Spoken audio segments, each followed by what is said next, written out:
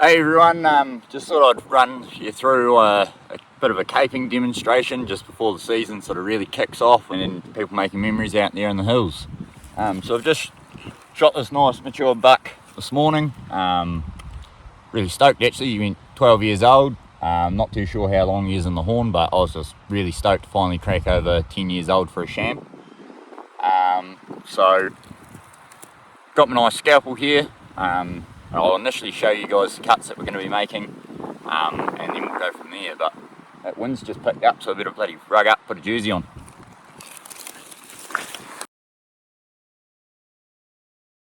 Right, so you can still see me there, perfect. Right, so this is this buck.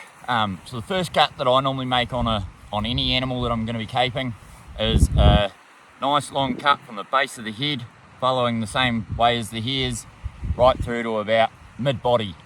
And then once you get to that mid-body cut, what I do is a round cut round either side at about mid-body on the animal, so about just in front of his pizzle is a good way to go on any male deer or chamois or tar.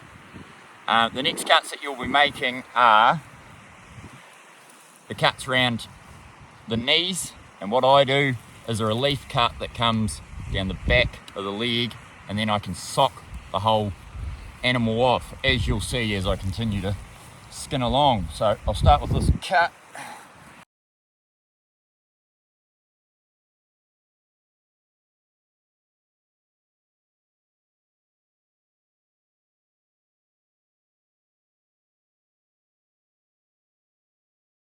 Right, so I'm through to about mid-body, which I'm pretty happy with.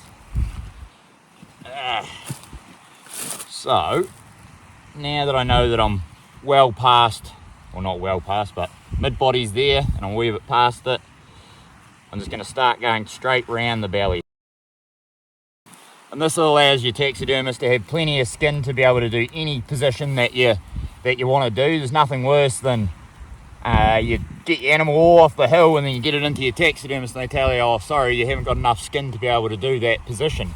So ensuring that you've got enough skin really means that you can have exactly what you want on the wall at the end of the day.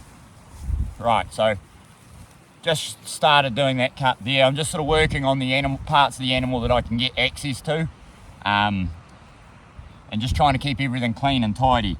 You don't want to get any dirt or grasses or anything like that all rubbed into the skin, because it just creates bacteria, and if you get bacteria going, it starts the downward slide of the skin.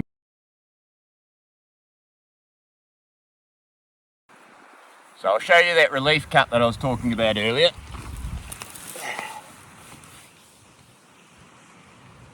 So you got a hairline there, just going through to that elbow.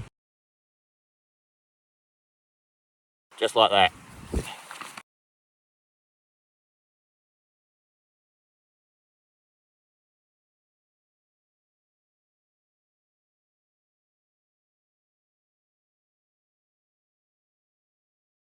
So I'm just skinning off up the sides of the neck and the sides of the shoulders, just getting myself the skin off the animal so that when I roll it round, I don't have to worry about doing this later. Just really taking my time to make sure that I'm getting between the right layer of meat to skin. What I always do is whenever I've done skinning a part off, just pull it back up over the carcass, keeps that skin nice and clean. Just going to start making my way back around the other side of the gut now. So what I'm doing as I'm cutting is sort of making sure that I'm sort of staying parallel with where the animal is. Now I'll just skin this side off.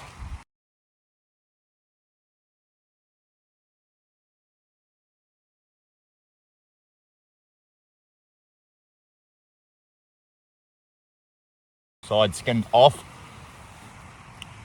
Just put that hair back over there, something nice somewhere where it's nice and safe. Just roll it over and you'll be access to the brisket. So I'll just quickly open up this other leg because I haven't done that yet.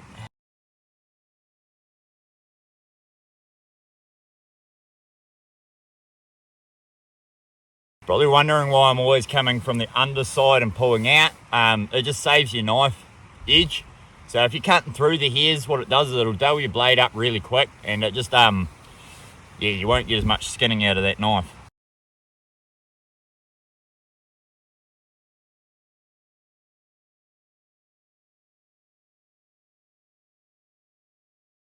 So I'm just going to continue on with this gut cut that I've got here.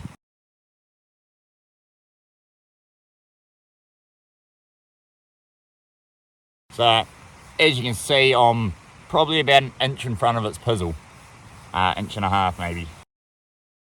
Just roll that over a bit more.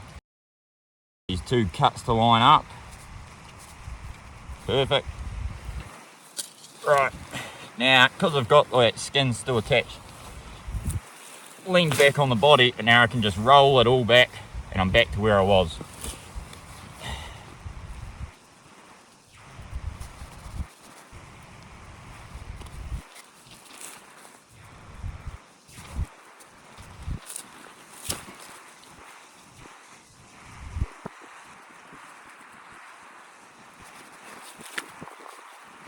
So now I'm just rolling my way forward, just releasing that skin from the animal.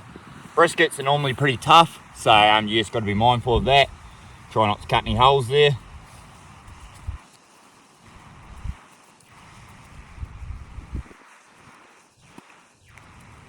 So now I'm just joining those two cuts up.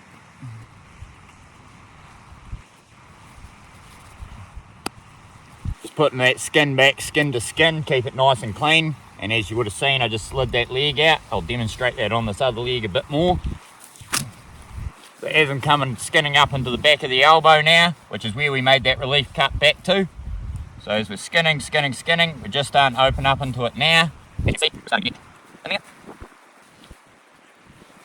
So once you got it all released out, it's just as simple as sliding that leg out and you're nice and clear and free.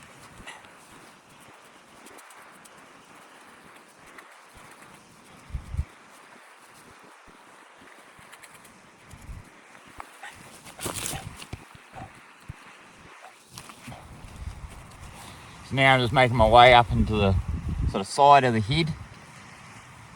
Right, so now that I've got to the back of that ear, so that's well far enough forward. Same on that side. Now what I'm going to keep doing is just working that bit off the throat until I know that I'm in that last vertebrae. Once you're in that last vertebrae, try to keep the skin nice and clean. So once you've got access to the back of its head, there, just come down on that last vertebrae of its neck till you start to get into that join. Just release it up.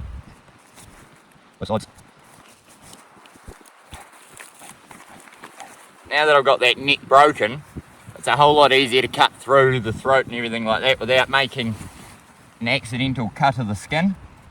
I'm slowly making my way through. And we're free.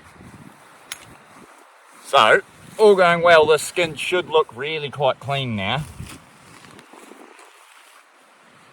So, you got to be pretty happy with that. Your taxidermist is going to be happy with you. Now what you're best to do is just lie this flat out on a rock, hair side down, so that skin can breathe and let all that heat out. So what I'll do is I'll just sit this in front of the camera like that. So you just lay it out and make sure you open up the back of its head. This is where a lot of the heat still is, and if you just roll it up and put it in your pack, you really run the risk of that hair that's around here starting to slip, because nothing's had a chance to cool down and get to a stage where it needs to be. Cheers, hope you learned something and got something from this video.